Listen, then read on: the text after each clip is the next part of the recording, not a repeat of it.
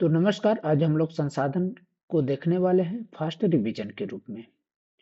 तो संसाधन क्या होता है? संसाधन वे पदार्थ या वे वस्तुएं जो हमारी आवश्यकताओं को पूर्ति करें, वो संसाधन कहलाते हैं। जैसे हमको प्रकाश की आवश्यकता है, तो प्रकाश की पूर्ति कौन करता है? सूर्य। तो सूर्य क्या हो गया? सूर्य एक संसाधन हो गया। हमको अगर प्यास लगी, तो हमारी प्यास को कौन बुझाता है? पानी। तो पानी क्या हो गया? एक संसाधन हो गया। ठीक है। हमको भूख लगी, तो हमारी भूख को कौन पूरा कर रहा है? तो भोजन। भोजन किस किस चीज से, जिस जिस चीज से भोजन बनते हैं, वो सभी हमारे संसाधन हो गए। ठीक है। हमको प्रकाश चाहिए, हमको प्यास लगी है, पानी चाहिए, हमको भूख लगा है, भोजन चाहिए, हमको पहनने के लिए क्या चाहिए? पहनने के लिए कपड़ा चाहिए, यानी वस्त्र चाहिए। अब वस्त्र किस चीज से बना होता है? कपास या जिस भी चीज से बने हैं, तो वो सभी वस्त्र क्या हो गए? हमारे संसाधन हो गए। ठीक है। तो ये सभी जो हमारी आवश्यकताओं को, हमारी मूलभूत आवश्यकताओं को, और घर बनाने के लिए हमको जो जो चीज चीज चाहिए, यानी रहने के लिए, हम रहेंगे कहाँ? घर में रहेंगे। तो घर भी क्या हो गया? हमारा एक संसाधन है। तो वे सभी आवश्यक वस्तुएं जो हमारी आवश्यकताओं की पूर्ति करें, तो वो सभी क्या कहलाते हैं? संसाधन कहलाते हैं। ठीक है। अब संसाधन में जब हम लोग देखते हैं कि संसाधन कितने प्रकार के होते हैं, तो संसाधन हमारे 3 प्रकार के होते हैं। ठीक है। कहीं कहीं पर आपको 2 प्रकार मिलेंगे, यही 2, लेकिन 3 प्रकार के हम लोग संसाधन को देखेंगे। इसमें आपके पाठ के हिसाब से 3 प्रकार के संसाधन होते हैं। पहला क्या है? प्राकृतिक संसाधन। प्राकृतिक संसाधन का तात्पर्य ऐसे संसाधन से है जो कि हमको प्रकृति से प्राप्त होते हैं, जिसका मानव द्वारा कोई भी, यानी एक भी परसेंट का उसमें योगदान नहीं होता। वो प्राकृतिक संसाधन कहलाते हैं। पूर्ण रूप से ये प्रकृति पर ही निर्भर रहते हैं। जैसे हम बात कर सकते हैं सूर्य का। सूर्य में क्या मानव कोई योगदान देता है? नहीं देता। वायु का, क्या वायु के लिए मानव कोई योगदान देता है? नहीं देता। तो सूर्य हो गया। सूर्य से हमको क्या प्राप्त होता है? सूर्य का प्रकाश प्राप्त होता है। और क्या प्राप्त होता है? तापमान प्राप्त होता है, यानी ऊष्मा प्राप्त होता है। तो क्या इसके लिए मानव कुछ करता है? नहीं, मानव कुछ नहीं करता। तो ये हमको प्राप्त होते हैं स्वतः ही, यानी ये प्रकृति से प्राप्त होते हैं। और क्या प्राकृतिक होता है? प्रकृति से हमको जल मिला हुआ है, प्रकृति से हमको मिट्टी मिला हुआ है, प्रकृति से हमको वनस्पति मिली हुई है। ठीक है। तो ये सब क्या होते हैं? वनस्पति। ठीक है। तो ये सब चीज क्या हो गए? ये सब हमारे प्राकृतिक संसाधन हो गए। अब इसी संसाधन में से कुछ हमारे संसाधन नवीकरणीय होता है, और कुछ संसाधन ऐसे होते हैं जो अनवीकरणीय होते हैं। नवीकरणीय संसाधन हम ऐसे संसाधनों को कहते हैं, ऐसे प्राकृतिक संसाधनों को कहते हैं, जिनको हम लोग एक बार उपयोग कर लेते हैं, फिर भी वो खत्म नहीं होते। ठीक ना? उनका हम लोग बार बार उपयोग कर सकते हैं। ठीक है। वो हमारे क्या कहलाते हैं? वो नवीकरणीय संसाधन कहलाते हैं। प्राकृतिक संसाधन में आप लोग और ले सकते हैं। जैसे क्या ले सकते हैं? कोयले को ले सकते हैं। ठीक ना? मतलब खान को ले सकते हैं, कोयले भी खान। प्राकृतिक गैस ले सकते हैं, क्योंकि आपको पता है कि ये सब हमको प्रकृति से प्राप्त हो रहे हैं। ठीक है। तो नवीकरणीय स्रोत ऐसे स्रोत होते हैं जो कि हमको क्या होते हैं? नवीकरणीय स्रोत। नवीकरणीय स्रोत जिनका हम लोग कितना भी उपयोग कर लें, वो समाप्त होने वाले नहीं है। ठीक है। इसको हम लोग दोबारा प्राप्त कर सकते हैं, तो वो हमारे नवीकरणीय स्रोत कहलाते हैं। जैसे सूर्य का प्रकाश है। ठीक ना? सूर्य का सूर्य का प्रकाश। सूर्य का प्रकाश अगर आप एक दिन ले लेते हैं, क्या आपको दूसरे दिन वो नहीं मिलता? ऐसा तो है नहीं, आपको डेली सूर्य का प्रकाश मिलता है।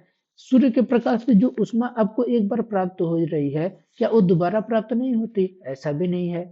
ठीक है। तो यानी सूर्य के प्रकाश, जो हमको प्रकाश मिल रहा है, यानी सूर्य भगवान से जो हमको प्राप्त हो रहा है, तो वो तो हमको हमेशा मिलता रहता है। वायु में देख लेते हैं, क्या आप हवा एक बार ऑक्सीजन या फिर हवा जो आपको लग रहा है, क्या वो दोबारा नहीं लगता? ऐसा तो नहीं है, आप दोबारा उसको यूज कर रहे हैं।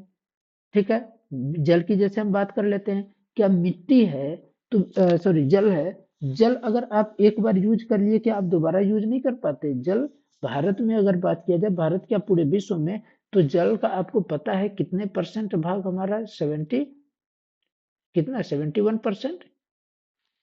71% क्या है आपका? जल है। ठीक है। यानी लगभग आप 70% के आसपास कह सकते हैं कि जल है, और 30% सिर्फ भूमि है।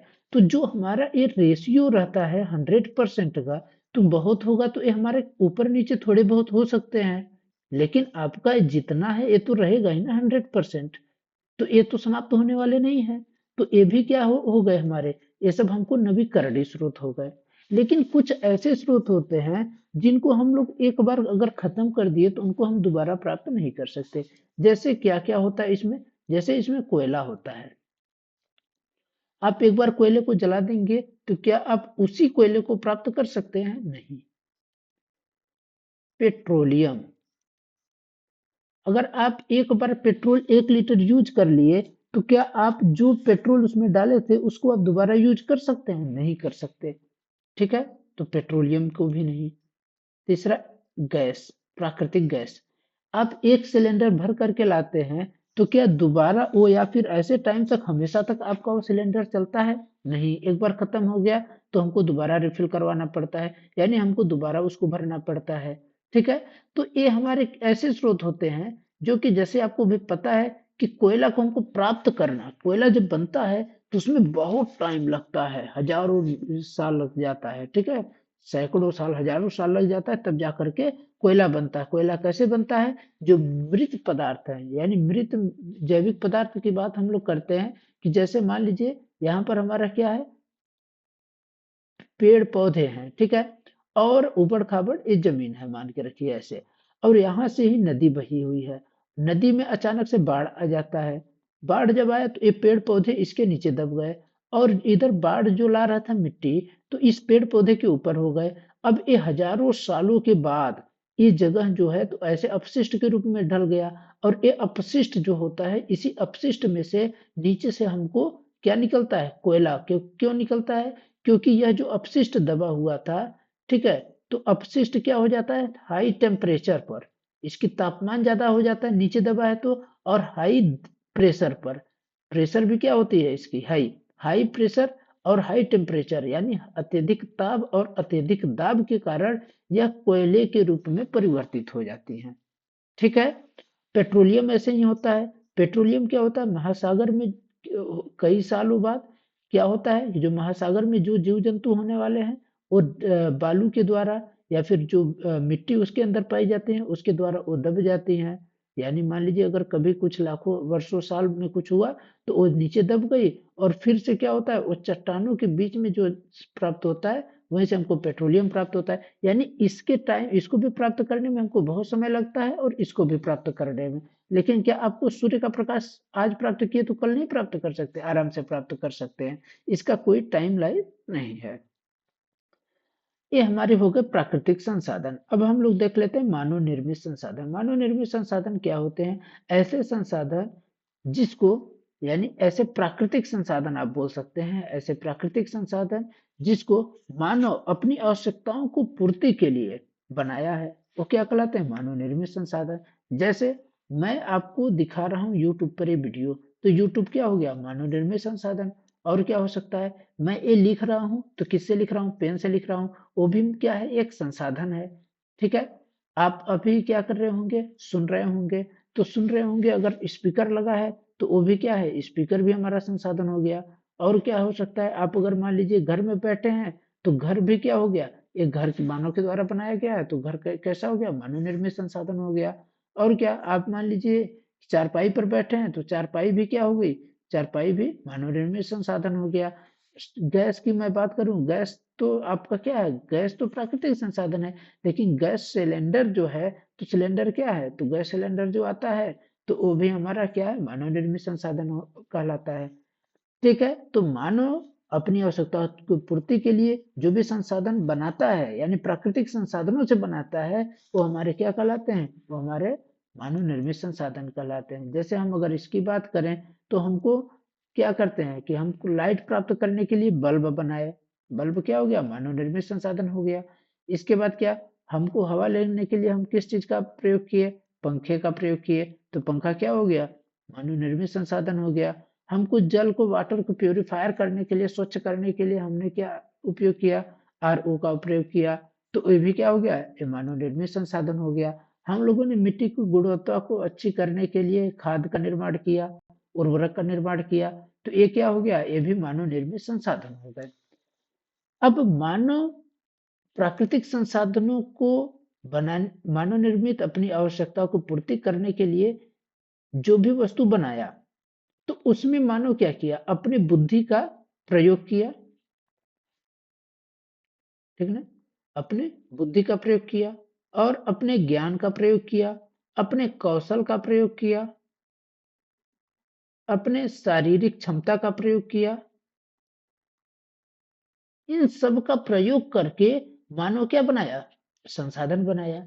तो मानव भी क्या कर रहा है कि मानव भी एक क्या है, संसाधन है। और मानव के ये सभी चीज, ये मानव संसाधन कहलाते हैं। यानी मानव बुद्धि का प्रयोग कर रहा है, ज्ञान का प्रयोग कर रहा है, कौशल का प्रयोग कर रहा है, शारीरिक क्षमता का प्रयोग कर रहा है।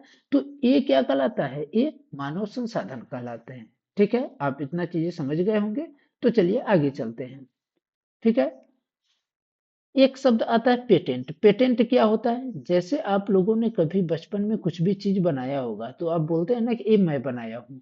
तो मैं बनाया हूँ का क्या तात्पर्य हो गया कि उसको आप अपना बता रहे हैं। मतलब मैं बनाया हूँ का तात्पर्य ये हो गया, यानी जैसे आप पेड़ कोई लगाते हैं तो कहते हैं कि ये मेरा है।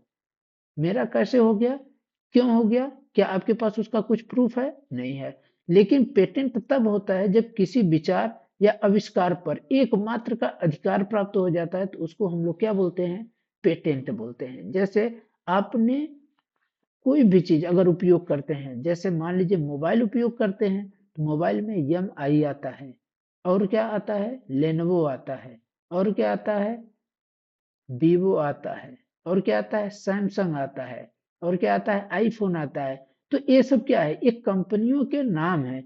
और ये एकाधिकार उन्हीं कंपनियों को ही प्राप्त हुआ है। यानी आईफोन का जो एकाधिकार है, आईफोन को ही प्राप्त है, दूसरे को तो प्राप्त नहीं होगा। तो ये सब चीज क्या कहलाता है, पेटेंट कहलाता है। यानी उनको उनका क्या करते हैं, वो कंपनियां अपना पेटेंट करा लेती हैं। यानी उनको एकाधिकार कर लेती हैं, भैया हम आईफोन हम ही भर बनाएंगे, दूसरा कोई नहीं बना सकता हमारे बिना परमिशन के। ठीक है, चलिए अगला चीज देख लेते हैं कि मानव संसाधन के बारे में यहाँ पर दिया गया है कि मानव संसाधन से तात्पर्य लोगों की संख्या और योग्यता। योग्यता में क्या है, मानसिक और शारीरिक से है। यद्यपि मानव को संसाधन मानने के संदर्भ में लोगों में मतभेद है, इतना होते हुए भी हम इस तथ्य से इनकार नहीं किया जा सकता कि मूलतः मनुष्य की कुशलताएं ही भौतिक पदार्थों को मूल्यवान संसाधन में बनाने में क्या करती हैं, मदद करती हैं। ठीक है, चलिए आगे हम लोग चलते हैं। हम लोग अब देखते हैं कि संसाधन संरक्षण क्या होता है। हम लोगों ने संसाधन देख लिया, कौन कौन से संसाधन है। अब संसाधनों का संरक्षण करना भी हमारा क्या है, एक प्राथमिक दायित्व है। क्यों, क्योंकि हम लोग संसाधनों का अंधाधुंध तरीके से प्रयोग कर रहे हैं, पेड़ पौधे एकदम काटे जा रहे हैं। तो अगर हम अभी पेड़ पौधे अगर खत्म कर देंगे, जंगल खत्म कर देंगे, तो आने वाली भविष्य क्या करेगी। क्या उनको पेड़ पौधे की आवश्यकता नहीं है, क्या उनको पानी पीने की आवश्यकता नहीं है, क्या उनको पेट्रोलियम की आवश्यकता नहीं है, क्या उनको कोयले की आवश्यकता नहीं है। तो हमको संसाधनों का क्या करना है, उपयोग भी करना है, पानी को हमको पीना भी है, आने वाली जनरेशन के लिए भी हमको बचा के रखना है। पेट्रोलियम का हमको उपयोग भी करना है, आने वाली जनरेशन के लिए भी बचा के रखना है। कोयले का हमको उपयोग करना है, आने वाली जनरेशन के लिए भी बचा के रखना है। तो हम लोग पानी को व्यर्थ न करें, यही चीज इसमें बताया जाएगा आपको। पेट्रोलियम का हम लोग व्यर्थ उपयोग न करें, जितना आवश्यकता हो उतना ही उपयोग करें। कोयले का हम लोग फालतू में उपयोग न करें, व्यर्थ न करें, उसको भी हमको जितनी आवश्यकता हो उतना ही उपयोग करें। ठीक है, क्यों, क्योंकि आपको भी कोयले से क्या क्या चीज बनता है, जैसे आपको पता है कि कोयले से बहुत चीजें बनती हैं। जैसे कोक हो गया, कोयले से हम लोग बिजली बनाते हैं। जैसे बिजली, अगर आप बिजली का एक्स्ट्रा यूज कर रहे हैं, यानी फालतू में आप बल्ब जला रहे हैं, फालतू में आप टीवी चलाए बैठे हैं, फालतू में आप लैपटॉप चार्ज कर रहे हैं, फालतू में आप सारा काम कर रहे हैं, अगर बिजली वाले मोटर चला के रख दिए, पानी एकदम बह रहा है, कोई फर्क नहीं पड़ रहा है आपको, तो ये भी क्या हो गया, ये आप एक तरीके से ये जो कोयले की बर्बादी कर रहे हैं। अगर एक कोयला बर्बाद हो गया आने वाले टाइम के लिए, तो आने वाली जनरेशन कहाँ से बिजली प्राप्त करेगी, ये भी तो एक समस्या है ना। तो हमको क्या करना है कि संसाधनों का सतर्कता पूर्वक क्या करना है, उपयोग करना है, और उन्हें नवीकरण के लिए समय देना ही हमारा क्या कहलाता है, संसाधन का संरक्षण कहलाता है। यानी हमको उसको सही तरीके से उपयोग करना है, और उनको बनने के लिए हमको समय देना है, ठीक है, उनको बचाए रखना है। इसके बाद हम लोग कुछ शब्दावली देख लेते हैं। सतत पोषणी विकास क्या होता है? संसाधनों का सावधानी पूर्वक उपयोग, ताकि न केवल वर्तमान पीढ़ी की अपितु भावी पीढ़ी की आवश्यकताओं भी पूरी हो सके। तो इसे हमारे क्या कहते हैं? सतत पोषणी विकास कहलाता है। सतत पोषणी विकास के कुछ सिद्धांत दिए गए हैं। कौन कौन से? जीवन के सभी रूपों का क्या करना है? आदर करना है और देखभाल करना है। मानव जीवन की गुणवत्ता को बढ़ाना है। पृथ्वी की जीवन शक्ति और विविधता का संरक्षण करना है। प्राकृतिक संसाधनों के ह्रास को कम से कम करना है। पर्यावरण के प्रति व्यक्तिगत व्यवहार और अभ्यास में परिवर्तन करना है। समुदायों को अपने पर्यावरण की देखभाल करने योग्य बनाना है। तो आशा करता हूं कि आप सभी संसाधन के बारे में समझ चुके होंगे, और संसाधन से संबंधित जितने भी प्रश्न आएंगे आप सभी पेपर में करके आएंगे। ठीक है, तो धन्यवाद। अगर आपको अभी भी कोई भी समस्या है तो आप लोग कमेंट करके पूछ सकते हैं। आशा करता हूँ कि आप सभी को वीडियो अच्छी लगी होगी। अगर वीडियो अच्छी लगी हो तो आप लोग चैनल को सब्सक्राइब कर दीजिए, वीडियो को लाइक करके अपने दोस्तों के पास भेजना बिल्कुल ना भूलें। धन्यवाद।